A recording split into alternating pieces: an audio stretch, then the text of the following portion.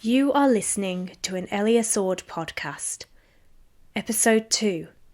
Tell Him. Written, illustrated and produced by Elia Sword. There's too much noise, Pax grumbled. In his bottling years, a party like this one would have been a dream. Cyphernex, music, dancing, lights, shouting and cheering. He had memories of being the life of a party like this. But today, he was stood on the side against the wall, a cup of untouched Cyphernex in his hand, watching the bots of the law enforcement division celebrate the night away. He was watching one bot in particular. It was a male he was watching, one that towered above the others, painted royal blue and white. He had green eyes that showed his gentle personality, which was hidden beneath his large build. He was surrounded by other bots, all trying to get a word in to speak to the giant, and Pax could see he was trying, awkwardly, to get away from all the attention.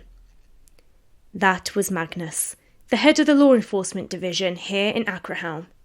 As his deputy, Pax knew he should probably save him from all the fuss, since his friend looked exhausted already from socialising. But, on the other hand, the bots wanted to talk to him, so why stop them? But there was a new feeling now, one that he didn't understand. He wanted Magnus to come and speak to him.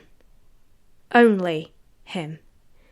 He began to feel angry at the other bots, and he didn't like the way Magnus looked at one of the female officers as the same way he looked at him.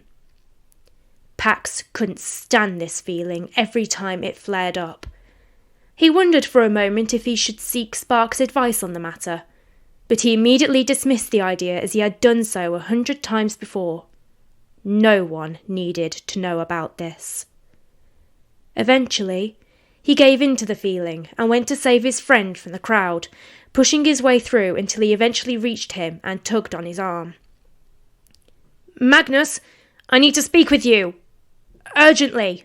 Pax shouted, trying to make his voice heard above the ridiculously loud music.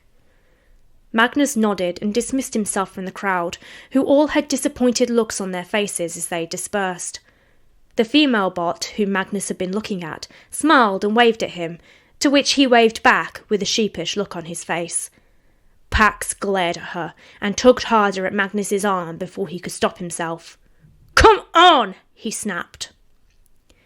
Magnus followed him outside to the quiet street, where the two relaxed.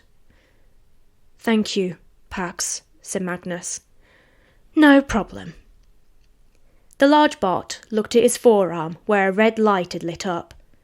Pax felt his core sink. He had hoped to spend some time with Magnus, although clearly that wasn't going to be the case.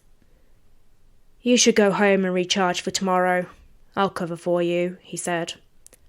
He did his best to hide his disappointment, but failed as Magnus noticed and turned to him. "I have a feeling you actually need to talk to me. It wasn't an excuse, was it?" No, it was really. I saw you needed help and just did my duty. Really, it's fine." There was a silence between them for a moment, and Pax could feel Magnus's eyes watch him as he stared at the metal pavement.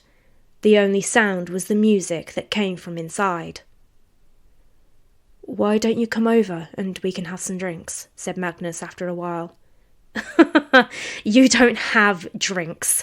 Everyone knows you only keep your monthly supply of Cyphernex, and that's it. Look, when did I say I wanted to come over anyway?" "Oh, you didn't. But your face did." Pax crossed his arms and tried to hide his lightened mood, although, try as he might, he couldn't stop the circular plates on his face from forming a smile. "All right, fine. As long as you're sure." The two walked away from the party together, leaving the others to the music and Cyphernex. The streets became quiet, and no other bot was in sight apart from one. The one they saw struck fear into Pax's core. It wasn't normal.